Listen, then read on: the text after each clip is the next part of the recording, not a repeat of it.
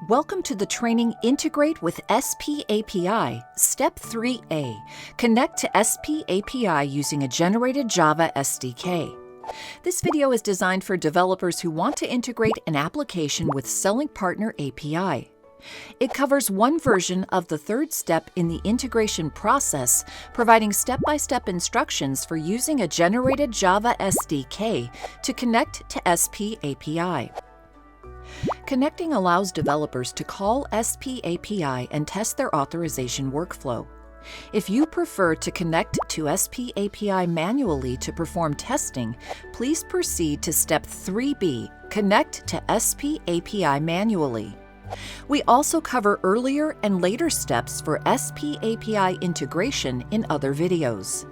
And you can find written instructions for each step by searching for the Selling Partner API documentation website.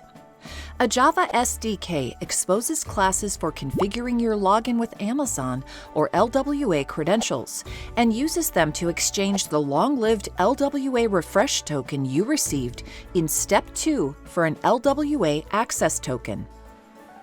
After receiving an access token, you can use it to make one or more calls to SP API for up to 1 hour. Use access tokens to make calls while your test authorization workflow is in draft status.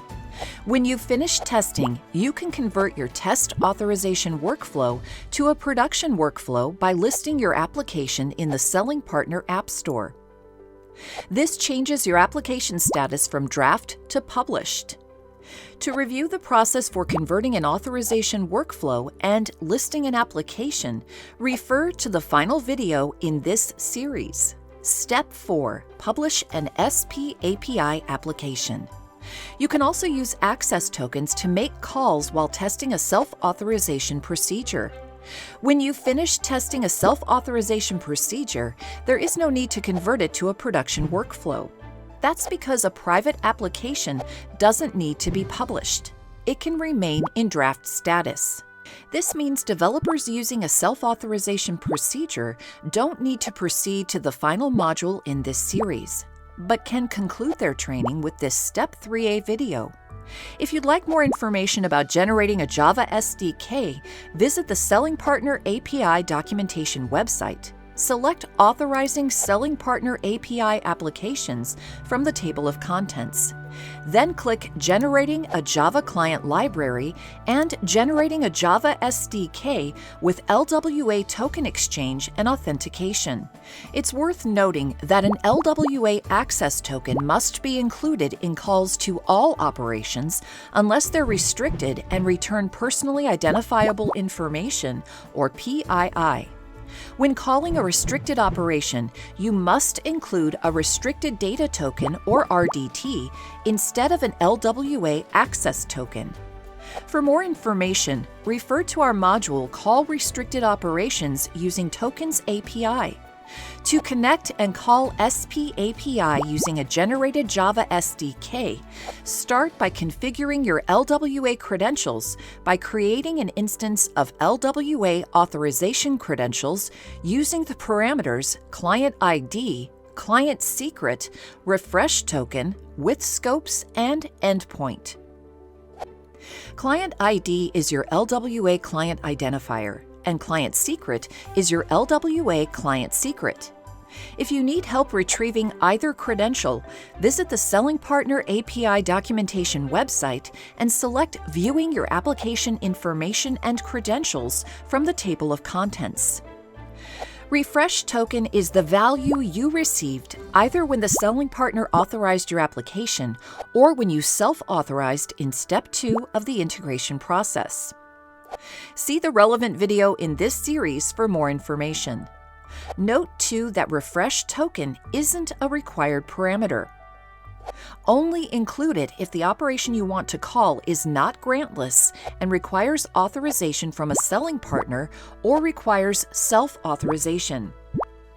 For more information about grantless operations, visit the Selling Partner API documentation website. Select Authorizing Selling Partner API Applications from the table of contents, then click Grantless Operations. With scopes defines the scope of the LWA authorization grant.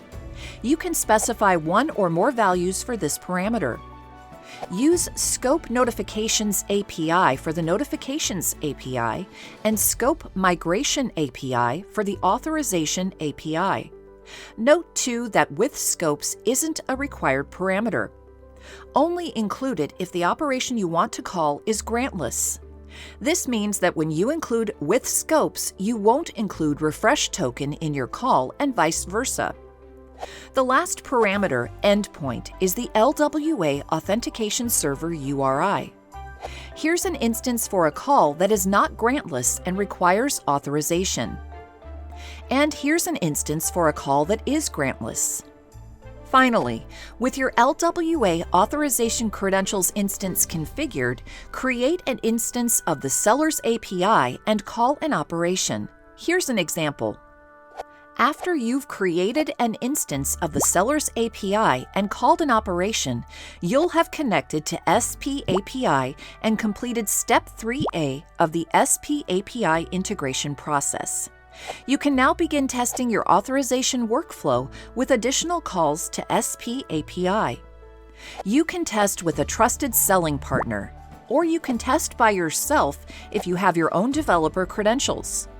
Testing your authorization workflow or self-authorization procedure ensures that your application can exchange parameters with Amazon and receive authorization information. As a reminder, when you've finished testing either a Selling Partner App Store or website authorization workflow, you're ready to move to Step 4. When you've finished testing a self-authorization procedure, you've completed the full SP API integration process. Thanks for watching.